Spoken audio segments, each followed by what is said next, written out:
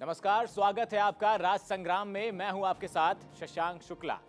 मुख बदला, रुख बदला, कुछ यही बातें आजकल लोग बीजेपी के बारे में कहने लगे हैं। और कहीं भी क्यों ना, जैसे ही बीजेपी के संसदीय बोर्ड ने तय किया कि बीजेपी इस बार विजय गोयल के बजाय डॉक्टर हर्षवर्धन की अगुवाई में दिल्ली विधानसभा चुनावों में उतरने वाली है, मुद्दे बदलने लगे, बातें बदलने लगी।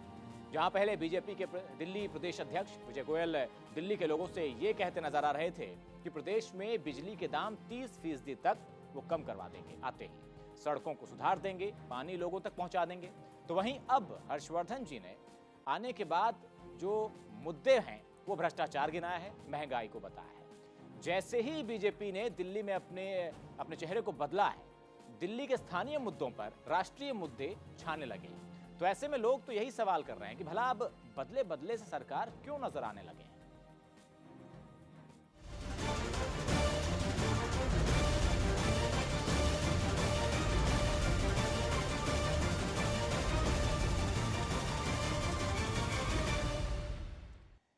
तो दिल्ली के दंगल में अब तक जिन मुद्दों को लेकर सरकार को घेरा जा रहा था, वो मुद्दे पार्टी के चेहरे में बदलाव के साथ ही बदल गए हैं। अब तक बिजली और पानी जैसे बुनियादी मुद्दों को लेकर सड़क से लेकर विधानसभा तक संघर्ष करने वाली बीजेपी दूसरे मुद्दों को ज्यादा तरजीह दे रही है। इससे पहले कि हम अपनी चर्चा को आगे बढ़ाएं, राज संग्राम में हमारी एक खास रिपोर्ट आप देखिए। पहले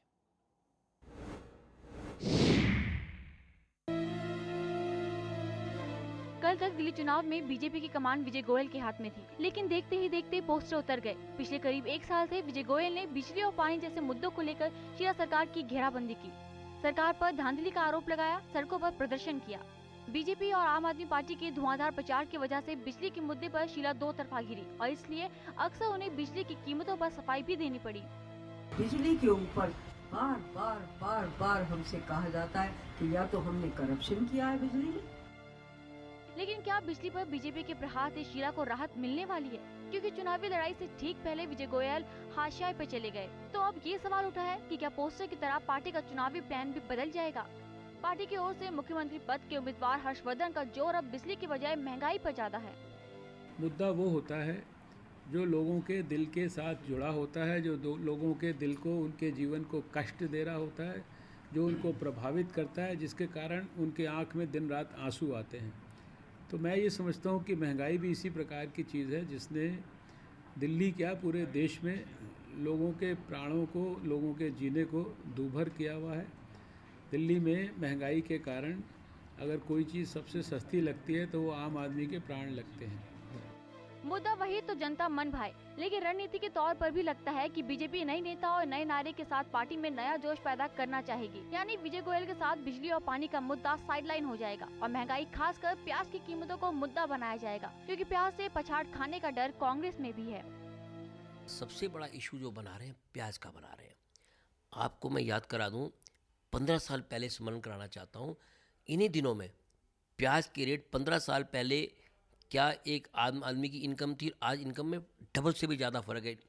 लेकिन 15 साल पहले 125-130 रुपये तक प्याज पहुंचा था किलो के हिसाब से, और आज प्याज की कीमत फिर भी काफ़ी हद तक हम इस पर कंट्रोल करने की कोशिश कर रहे हैं। हमारा यह है कि प्याज कंट्रोल हो, बिल्कुल। लेकिन सर, जब आज से 15 साल पहले प्याज इस रेट पे पहुंचा था तो सरकार भी बीजेपी की चली गई थी इसी प्याज पे। सरकार मैं वही तो आपको कह रहा हूँ कि ये महंगाई की बात करते हैं, तब इनके पास तो कंट्रोल नहीं। लेकिन आज 15 साल बाद भी हम वहाँ, हमारा प्रयास है कि प्याज 2, 4, 5 दिनों में, एक हफ्ते के अंदर इसकी कीमतें पहले जैसी हो जाए। ऐसा नहीं लगता कि बीजेपी का अपना कोई मुद्दा नहीं है, बस चुनाव में कोई कांग्रेस का ले लिया, फिर बीजेपी का ले लिया, वो आम आदमी पार्टी का ले लिया, या दूसरों पार्टी के मुद्दों को उठा के ये चुनाव लड़ना चाहते हैं? देखिए, मुद्दे तो बात की बात है, इनके पास कोई लीडरशिप ही नहीं है। आप माननीय मुख्यमंत्री जी शीला दीक्षित जी के स्टेचर का इनके पास कोई ऐसा आदमी नहीं है। बहरहाल कमान बीजेपी में बदली है, लेकिन कांग्रेस के लिए चुनौतियां अपनी जगह है। जवाब बिजली पर भी देना है और महंगाई पर भी देना है।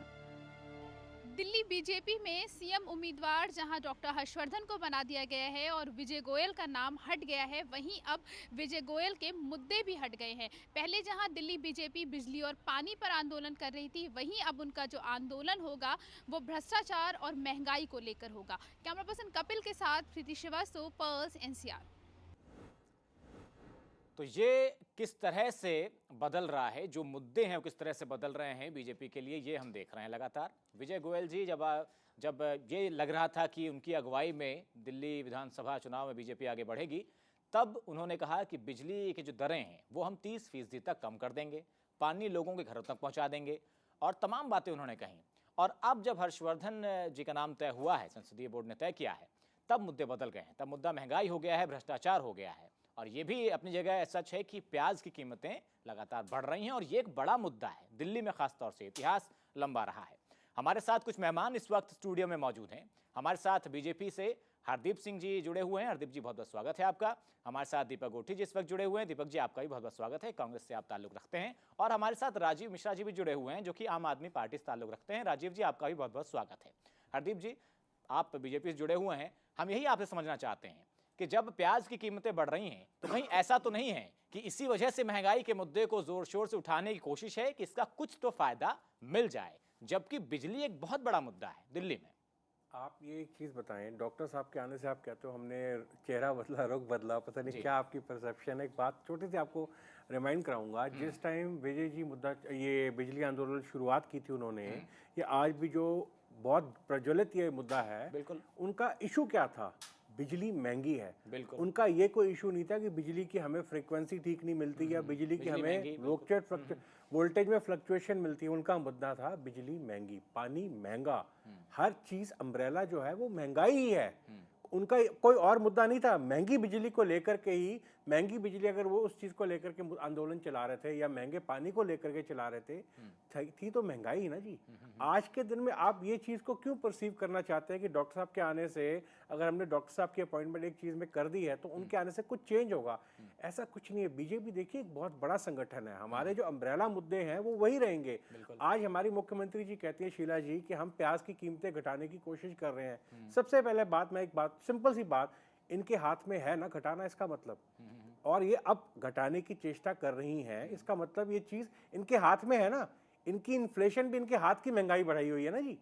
ये तो इस चीज का जवाब देना हमें। अगर नहीं देना चाहते आप, हमारे पे अपनी गन्स वो करते हो, क्या कहते हैं, डाइवर्ट करते हो, क्यों करते हो? हमारी तो सदा से रही है भ्रष्टाचार है। सबसे बड़ा कारण महंगाई का आज के दिन में भ्रष्टाचार है। भ्रष्टाचार खत्म होता है, भ्रष्टाचार में ट्रांसपेरेंसी आती है, डे टू डे वर्किंग में ऑटोमेटिकली इन्फ्लेशन घटेगी। आप हमारे प्रधानमंत्री जी इतने भयंकर, मैं कहूँगा, इकोनॉमिस्ट होकर के ये बात बोलते हैं कि ये इंटरनेशनल फिनोमिना है। उनको एक चीज़ बार बार हमारे तो इतनी वो नहीं है कि उन तक बात पहुंचा पाए, मगर जनता को मैं पहुंचाना चाहूँगा, इंडिया एक एक्सपोर्टिंग इकोनॉमी है, इंपोर्टिंग इकोनॉमी नहीं है कि बाहर की महंगाई का हम पर फर्क पड़े। ये चीज़ हमें समझनी चाहिए। ये सारी इंटरनल पॉलिटिक्स है जिसके कारण कहीं ना कहीं अच्छे वर्चस्व वाले लोग इस पे काबिज हुए पड़े हैं और महंगाई को जानबूझ के इन्फ्लेट करके रखे हुए हैं। दीपक जी, कहीं आपको नहीं लगता कि भाई स्थानीय मुद्दे, बिजली का है, स्थानीय मुद्दा यहाँ पर पानी लोगों के घरों तक पहुँचे इसका है, सड़क कई इलाकों में है ही नहीं, कई जगह खराब है, इसी वजह से महंगाई का मुद्दा बनाया जा रहा है क्योंकि प्याज महंगी है, इस वजह से? मैं हरदीप जी की काबिलियत पर हमेशा तारीफ़ करता हूं कि इनके जैसे अगर नेता भारतीय जनता पार्टी के पास हैं, फिर भी ये अपनी बात मनाने के लिए बहाने ढूंढते हैं, तो मुझे लगता है कि कहीं ना कहीं ये व्यर्थ में इधर उधर घूम रहे हैं। केवल हरदीप सिंह जी को बिठा दें और जिस मुद्दे को जिस तरफ मोल्ड करना चाहें करा लें। कैसे? हरदीप जी में एक क्वालिटी है, एक जगह पंजाबी में लिखा हुआ है, बंदा ओ जड़ा ले के ना देवे। अच्छा, इसका मतलब है कि वो आदमी सबसे बढ़िया है जो किसी से कुछ ले ले और वापस ना करे। अच्छा, उसके आगे लिखी है एक लाइन, ओ नीच कहलावे। हरदीप जी वो पढ़ते नहीं। अच्छा अच्छा अच्छा, बंदा ओ जड़ा ले के ना देवे, वो नीच कहलावे। वो जो शब्द है ना, वो नीच कहलावे, हरदीप जी वो नहीं पढ़ते। ये उतना ही पढ़ते हैं जितना इन्हें आगे बताने के लिए सुविधा हो, जनता को भ्रमित करने के लिए सुविधा हो, अपनी बात को मजबूत करने के लिए सुविधा हो, ये उतना ही पढ़ते हैं। जैसे वहां मुद्दा ही बदल गया, वहां 30% बिजली के रेट घटाने की बात हो रही थी, रेट नहीं, बिल घटाने की बात हो रही थी, पानी महंगा होने की बात है। ये तो, अरे ये बात तो एक अनपढ़ आदमी को भी पता है कि रेट ज्यादा है तो महंगाई है। ये उस महंगाई के शब्द को बिजली के बिल के साथ जोड़ रहे हैं, ये अपनी बात को सत्य कर रहे हैं कि चेहरा बदलने के बाद जब मुद्दे बदल गए, मान क्यों नहीं लेते इस बात को कि हाँ बदल गए, हमारा लीडर बदल गया है, हमारी बात बदल गई है, हमारे लीडर ने जो कहना शुरू कर दिया है, हमारा दायित्व है कि हम अपने व्यक्ति की बात को आगे रखें। हमारा लीडर जो कहता है हम यस मैन है, ये सीधी तरह कहें कि हमारा लीडर बदल गया इसलिए हमारे मुद्दे बदल गए। भाई ये नहीं मान रहे। एक बात, यस मैन्स की जमात नहीं है। मैं आपको छोटी सी एक बात कहूं Deepak ji, BJP yes mains की जमात नहीं है। हाँ। मैंने आपसे कहा कि अगर आपका लीडर बदल गया है तो और उसने अपनी भाषा बदल ली, देखिए लीडर बदल गया, आपका दिल्ली का लीडर बदल गया है। कहां बदल गया? बिल्कुल बदल गया। हमारी कल तक ये कह रहे थे कि दिल्ली में नेतृत्व जो है विजय गोयल का है। आज विजय गोयल से बढ़िया आपके पास नेता नहीं था। विजय गोयल आपके पास मास का ऐसा लीडर था जो आपको भीड़ इकट्ठी कर देता था, आपका रामलीला मैदान पूरा भर देता था।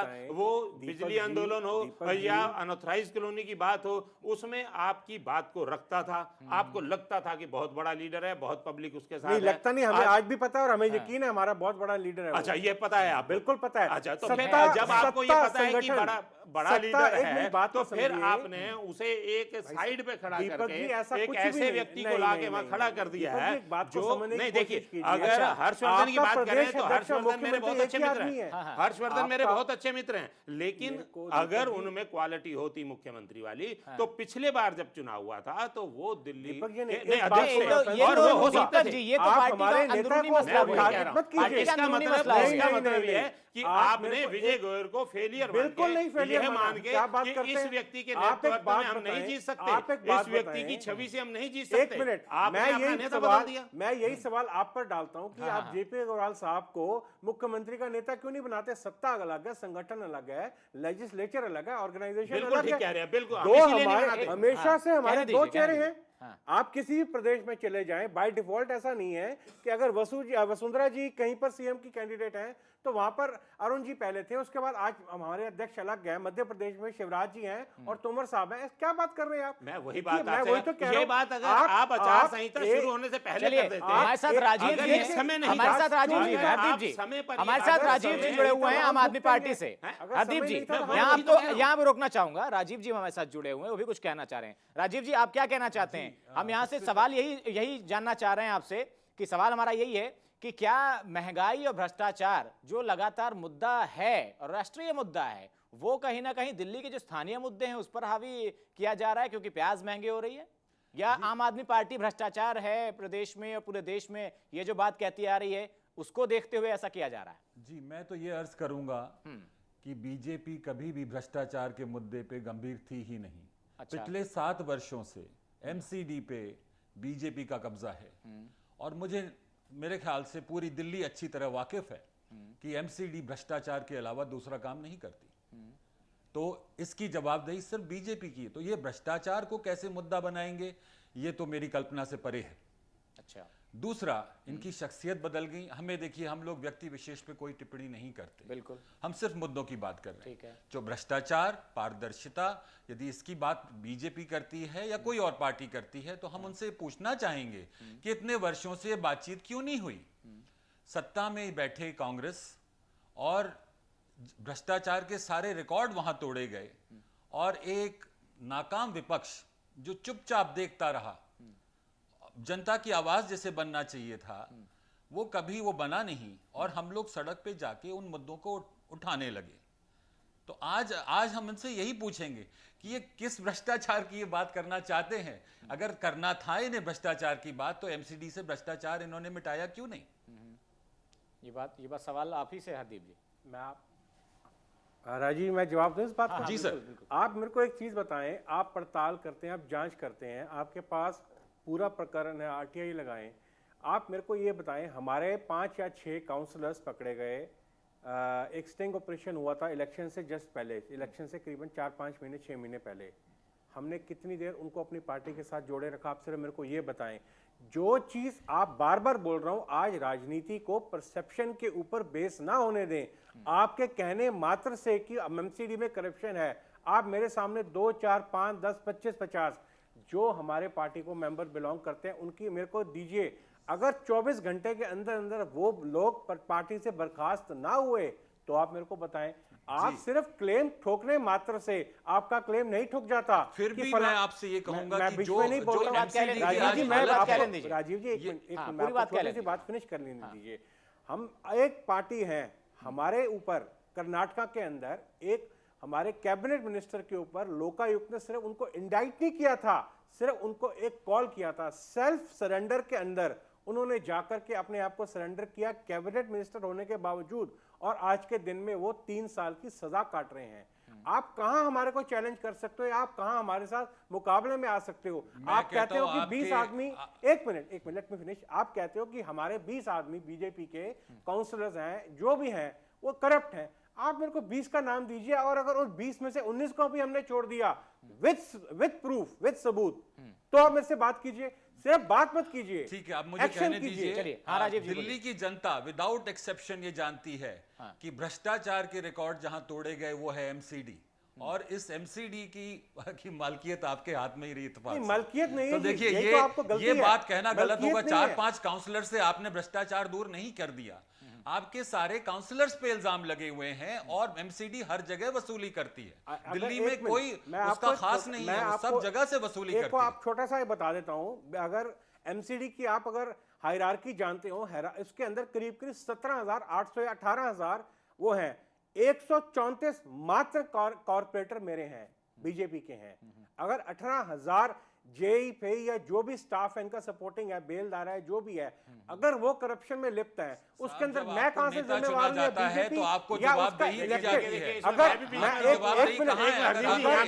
यहाँ सभी को रोकना चाहूंगा, यहाँ सभी को रोकना चाहूंगा, ब्रेक का वक्त हो रहा है। हरदीप जी, आपने हमारा एक काउंसलर जो कि यहां तक लिप्त था, बीजेपी को छोड़ करके उसने इंडिपेंडेंट चुनाव लड़ा, जीता, बिन्नी जी, आपने उनको क्यों एक्सेप्ट किया? और आज के दिन में हमने सुना है कि उसका एमएलए की टिकट भी दे रहे हैं। चलिए, आप कहां इस पर हमारे हम पर जवाब आवाज लेंगे। उठा रहे राजीव हैं? जी, ये गंभीर आरोप हो गया है, इस पर हम जवाब लेंगे। एक छोटा सा ब्रेक ले रहे हैं, जल्द लौटते हैं।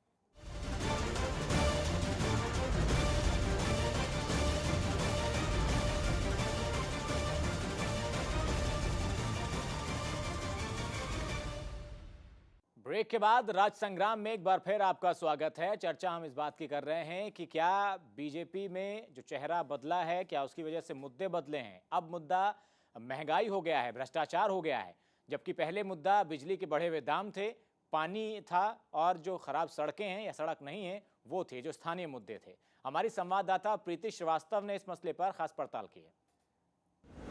दिल्ली बीजेपी में सीएम पद के उम्मीदवार से विजय गोयल गायब क्या हुए कि दिल्ली बीजेपी के छपने वाले पोस्टर से भी विजय गोयल गायब हो गए हैं। इस समय हम खड़े हैं मिंटो रोड पे, जहां पर आप देख सकते हैं कि दिल्ली बीजेपी का जो पोस्टर लगा है उसमें मोदी के साथ साथ हर्षवर्धन नजर आ रहे हैं, और विजय गोयल इस पोस्टर से नदारत है। इससे पहले जो पोस्टर जो दिल्ली की सड़कों पे जो पोस्टर्स लगे थे उसमें सिर्फ विजय गोयल ही नजर आते थे, हर्षवर्धन का कहीं पर भी नामो निशान नहीं था। लेकिन अब आलम यह है कि दिल्ली बीजेपी के पोस्टर से विजय गोयल पूरी तरीके से गायब नजर आ गए हैं। तो ये है राजनीति के बनते बिगड़ते समीकरण। एक समय था कि जब विजय गोयल के पोस्टर्स लगे होते थे, और एक समय ये आ गया है कि अब सिर्फ हर्षवर्धन के पोस्टर्स हैं। कैमरा पर्सन कपिल के साथ प्रीति श्रीवास्तव, पर्स, एनसीआर।